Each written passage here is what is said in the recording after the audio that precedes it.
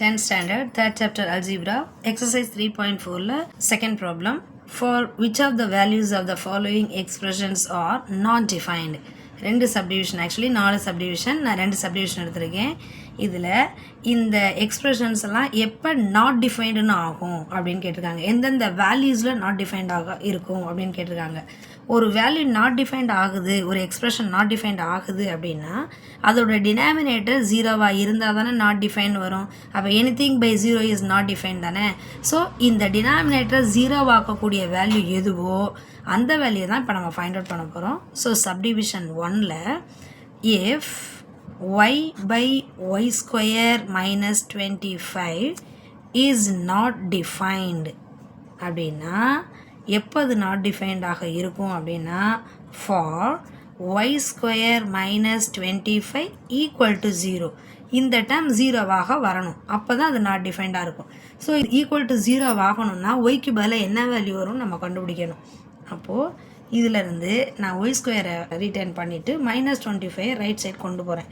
இந்த 25 can also be return as 5 square.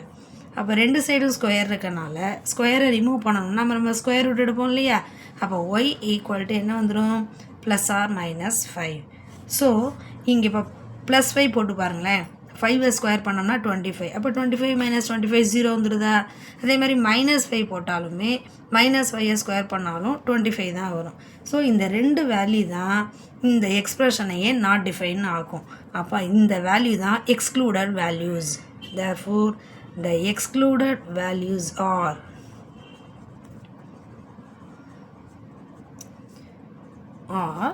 y equal to plus or minus 5, அதாவது plus 5, minus 5 அப்படின்னு அர்த்தம். Okay, so இந்த values தான் இந்த எக்ஸ்ப்ரெஷனை நாட் டிஃபைன் ஆகுது.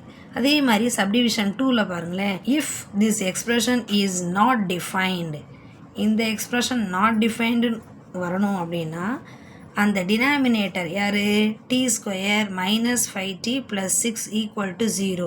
அப்போ டி பை 0ன்னு வந்தால் தானே நாட் டிஃபைன் வரும். இங்கே 0 வரணும்னா டீக்கு என்ன வேல்யூ வரும்னு நம்ம கண்டுபிடிக்கணும். இது ஒரு குவாட்ரட்டிக் ஈக்குவேஷன். இந்த குவாட்ரட்டிக் ஈக்குவேஷனை இப்போ ஃபேக்டரைஸ் பண்ண போகிறோம். இங்கே 1 இருக்குது கோஎஃபிஷியன்ட், டி ஸ்கொயரோட கோஎஃபிஷியன்ட், இங்கே 6 இருக்குது. அப்போது ப்ராடக்ட் பண்ணால் நம்ம எடுக்கக்கூடிய ரெண்டு நம்பரை ப்ராடக்ட் பண்ணால் 6 வரணும், அதே நம்பரை ஆட் பண்ணால் மைனஸ் 5 வரணும். அப்போ யார் எடுத்துக்கலாம், -2 -3 எடுத்தோம்னா ரெண்டையும் ப்ராடக்ட் பண்ணும்போது ப்ளஸ் 6 வரும், இது ரெண்டையும் சிம்ப்ளிஃபை பண்ணால் -5 வரும். அப்போது இதோட ஃபேக்டர்ஸ் என்ன வரும், t-2 into t-3 equal to 0. இப்போ இதிலேருந்து இப்போ t-2 ஈக்குவல் டு 0ன்னு எடுத்துட்டோன்னா t ஈக்குவல் டு என்னன்னு வந்துடும், 2 அப்படின்னு வரும். அதே மாதிரி t-3 ஈக்குவல் டு 0னா t ஈக்குவல் டு 3ன்னு வந்துடும். அப்போ இந்த ரெண்டு வேல்யூவில் எந்த வேல்யூ போட்டாலும் 0ன்னு வந்துடும். இப்போ ஃபார் எக்ஸாம்பிளுக்கு இங்கே 2 போட்டோன்னு வச்சுக்கோங்களேன், 2 ஸ்கொயர்னா 4 வரும், மைனஸ் 5 2s are 10 ப்ளஸ் 6. இப்போ ப்ளஸ் 6ஐயும் 4ஐயும் ஆட் பண்ணால் plus 10 minus 10 0 வந்துடுதா.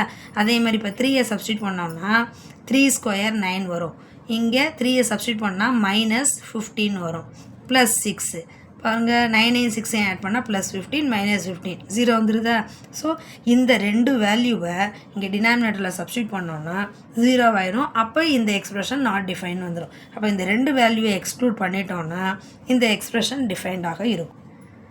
Excluded values are 2 and 3.